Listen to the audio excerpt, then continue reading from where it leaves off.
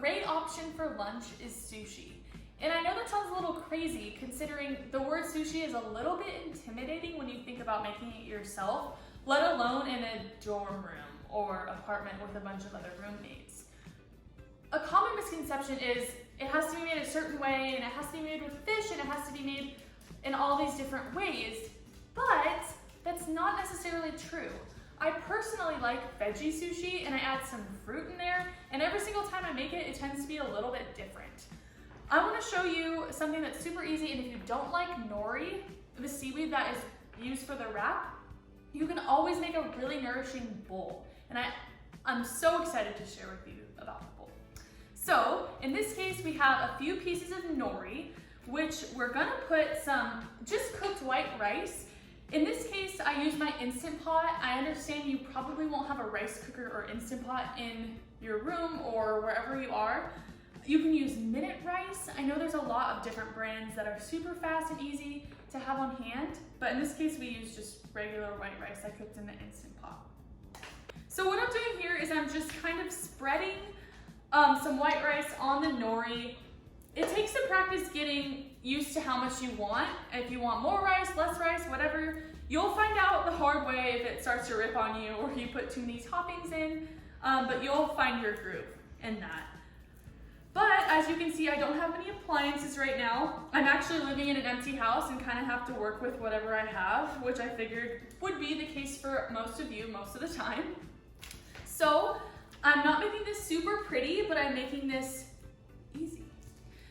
So I put some avocado in this sushi roll, and I love to put it in first because I like to squish it in the rice and it stays a little bit better. We all love avocado. Now what I'm gonna do is I'm gonna add some red cabbage, which is super nutrient dense, has a ton of phytochemicals and antioxidants that are cancer preventing. I'm also gonna add some shredded carrots that I already got in like a bag. Usually I'll shred my own carrots, but I understand that that's not always, if you don't always have time to shred a carrot, you just don't want to. And the easier, the better. Whatever you have on hand will work. I'm also gonna put some cucumber that I pre-cut in this roll. A lot of the times people like to peel your cucumber, peel the skin off, which you totally can do. I just didn't in this case. And what I'm gonna do to wrap this is I'm gonna get my fingers a little bit damp so I can spread it on the nori up top. It actually helps it stay. Oh, I almost forgot the mango. So I put mango in my sushi. It's a little bit odd, but I found that it adds a fun flavor and it just creates a little bit of fruitiness in your sushi roll.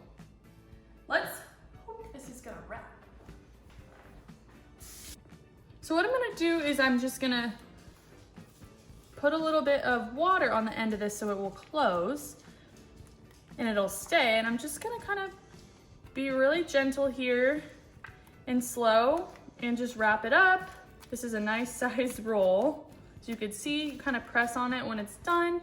And I found a trick too, is you kind of, if you wet the knife, it cuts smoother. The rice doesn't stick to it as much. So the knife is gonna be a little bit wet, and I'm just gonna slowly cut. And you can make them as thick or as thin as you would like.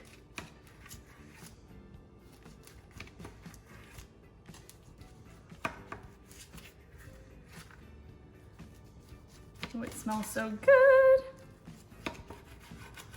All right, and now the assembly, which sometimes it doesn't go as smooth as you want it to, but that's okay because it tastes good. And I can tell you right now, your friends are gonna be really impressed.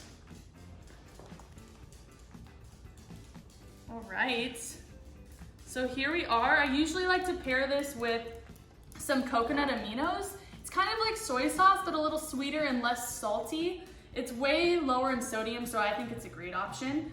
I also like to put some lemon juice on top, and once in a while I like wasabi and also sushi ginger, which is really fun.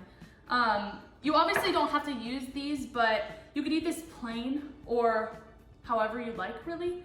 But this is just a great option, and it's quick as you can see. You don't need to have one of those sushi roll wraps. You can just throw it together And if you're too lazy to make sushi, you can also just do a burrito style with the nori.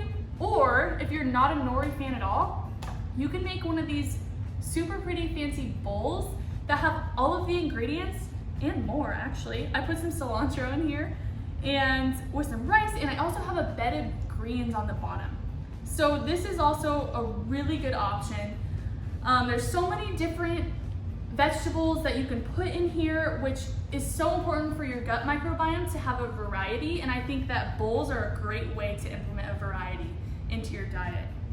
For a dressing on this, I'm just gonna drizzle a little bit of sriracha. If you don't like heat, you don't have to use sriracha. You can just put some coconut aminos or lime juice, or mix up a lime with avocado and make a little dressing out of that. The options are endless. So I'm just gonna squeeze a little bit of sriracha on here. I forgot to mention that I actually, in this case, I took a sheet of nori like I used to wrap the sushi, and I cut it up into little pieces to put on top of the bowl to get a good iodine dosage. So, super rich in iodine, super healthy, and really filling.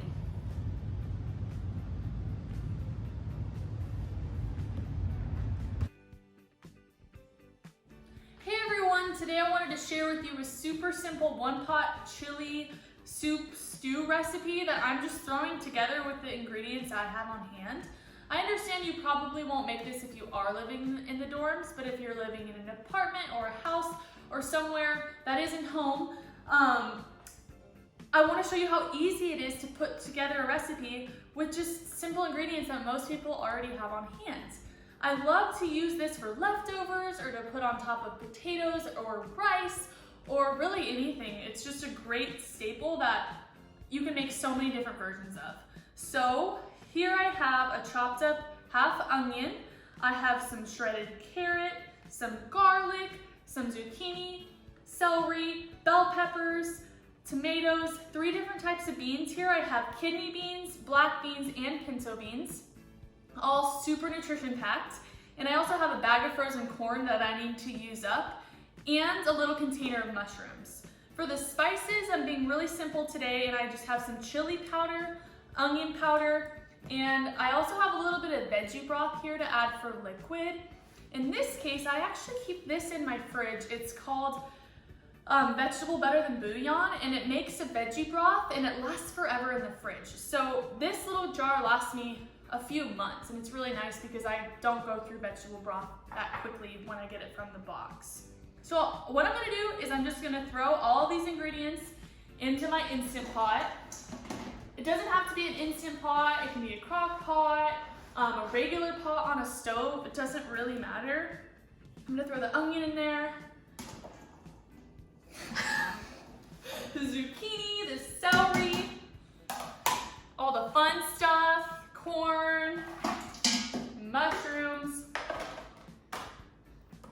It's kind of fun, especially when you have roommates that want to get creative at night and you're hungry and you don't really feel like making something extravagant. What can you fit in a pot, you know? The options are endless. Okay, I'm throwing all the beans in here and a can of tomatoes. I think I said tomatoes. Yum! Garlic. I'm not measuring anything. And for the spices, I'm just gonna sprinkle some onion powder. It's really flavorful, I find, onion powder.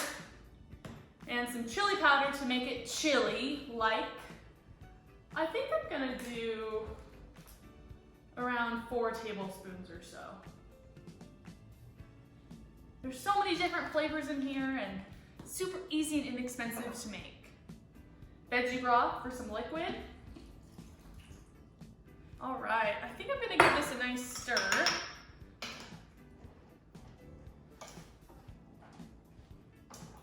And it might even need a little bit more water. If you want it thicker, you don't have to add more liquid, but I want to make sure that it's a little soupy, so I'm going to add some more.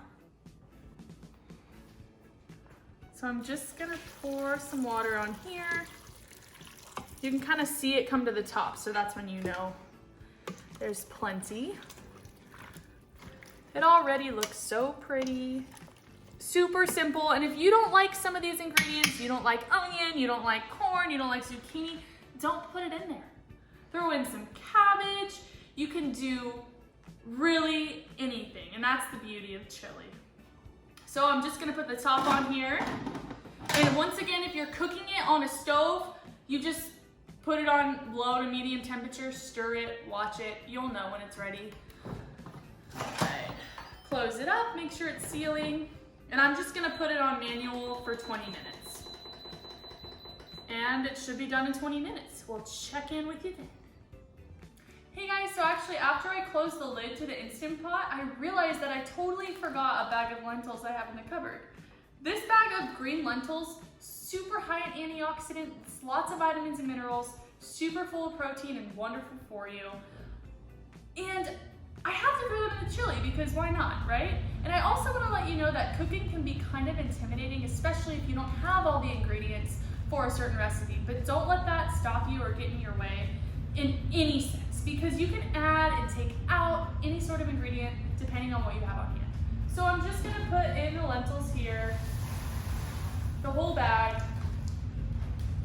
and I'm gonna re-stir it, and then I'm gonna keep cooking because a little bit of lentils won't hurt no one. Okay, so it looks like the Instant Pot chili soup stew recipe that we just threw together is all finished. I'm gonna open it up and show you what the end result is. Okay, it looks good and done. It smells wonderful.